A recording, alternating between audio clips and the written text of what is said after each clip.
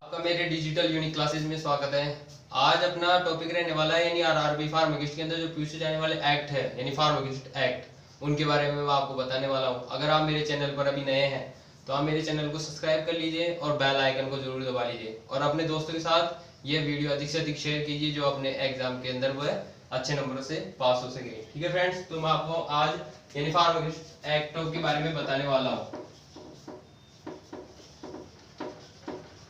ये अपने एग्जाम के अंदर बहुत ही इंपॉर्टेंट वाले एक्ट है, यानी मैंने मेन एक्ट निकाल के रखे हैं जो यानी अपने इस एग्जाम के अंदर 2020 के अंदर जो आने वाली एग्जाम है फार्मासिस्ट आरआरबी वाली, उसके अंदर जो मेन रहने वाले हैं। तो मैं आपको पहले बताऊंगा कि ड्रग एक्ट यानी ये एक्ट कब बना और यानी कब बना और ये क्या काम कर रहा है। ठीक है फ्रेंड, तो मैं आपको पहले बता रहा हूँ ये ड्रग एक्ट ये 1940 के अंदर बना था। ठीक है फ्रेंड्स, ये ड्रग है यानी 1940 में बनाता है। यानी इस एक्ट के अंदर ऐसा है कि यानी ये कोई भी जो ड्रग बनेगी वो इस एक्ट के अगेंस्ट यानी इसके अगेंस्ट यानी इसकी जो भी जैसे वैक्सीन बन रही है तो ये यानी वैक्सीन अच्छी तरह से अपने बॉडी के लिए हार्मफुल है या सेफुल यानी बॉडी को अच्छी तरह से इफेक्ट करनी चाहिए यानी इसके अगेंस्ट यानी वो नहीं होना चाहिए इसका यानी गलत प्रभाव न पड़े। तो इस एक्ट के अंदर जो भी दवाएं बनेगी वो 1940 के एक्ट के अंदर बनेगी। ठीक है फ्रेंड्स, दूसरा है अपना the drug and cosmetic acts यानी जो भी कॉस्मेटिक प्रोडक्ट आते हैं अपने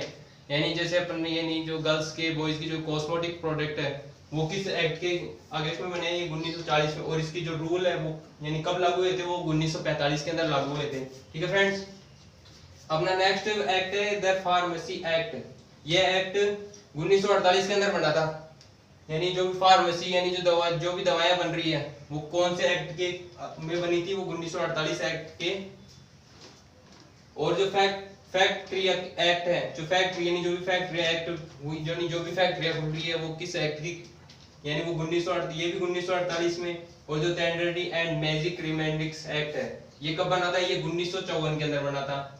अपन चलते हैं नेक्स्ट एक्ट के में, prevention of the food adulteration act यानी प्रिवेंशन ऑफ फूड यानी किस तरह अपन यानी जो भी कोई भी फूड बन रहा है उसका अपन किस तरह प्रिवेंशन और उसका अडल्ट्रेशन यानी उसका उपयोग ले सकते हैं। वो कौन सा एक्ट था, वो एक्ट है अपना 1944 के अंदर बना था।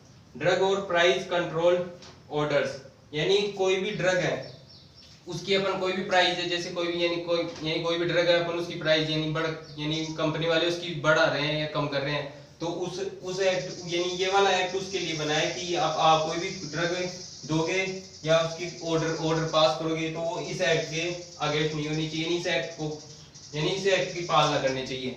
ये बना था 1995 में। अब अपन चलते हैं मेडिकल एंड टॉयलेट प्रिवेंशन यानी मेडिकल और टॉयलेट प्रिवेंशन एक्ट है वो कब बना था, वो 1955 में बना था और इसके जो रूल है वो 1975 के अंदर स्टार्ट हुए थे। अब अपन आगे चलते हैं कि न्यू ड्रग पॉलिसी यानी कोई भी जो नई ड्रग बनेगी जैसे अभी कोविड-19 चल रहा है तो अब जो इसकी जो वो बनेगी यानी जो कोरोना वाली दवाई बनेगी वो किस एक्ट के अंदर बनेगी यानी जो भी यानी वैसे अभी तो बनेगी बट ये पहले से चल रहा है कि न्यू ड्रग पॉलिसी यानी जो भी नई ड्रग बनेगी वो इस पॉलिसी यानी इस एक्ट के अंदर बनेगी 1994 के अंदर।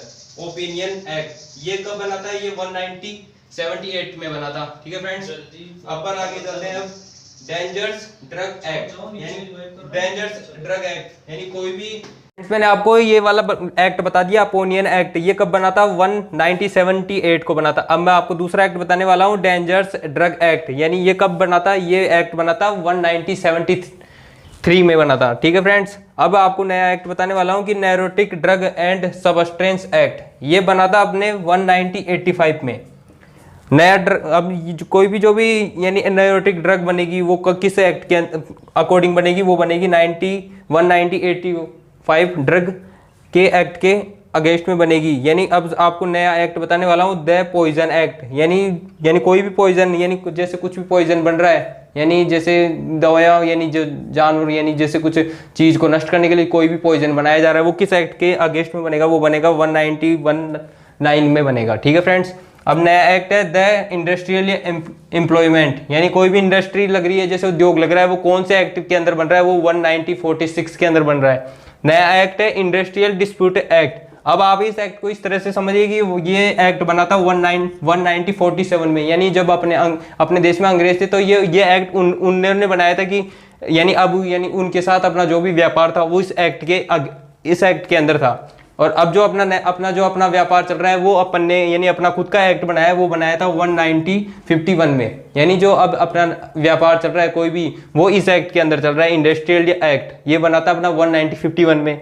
अब आपका नया एक्ट है वो है इंडियन पेशेंट एंड डायग्नोस्ट एक्ट, ये बना था 1970 के अंदर। तो अपना नया एक्ट है द एपिडेमिक डिजीज, यानी ये कौन सा एक्ट, यानी किस पे बनाया, ये एपिडेमिक डिजीज है उसके ऊपर बनाया हुआ एक्ट है, जो ये बना था 1897 के अंदर।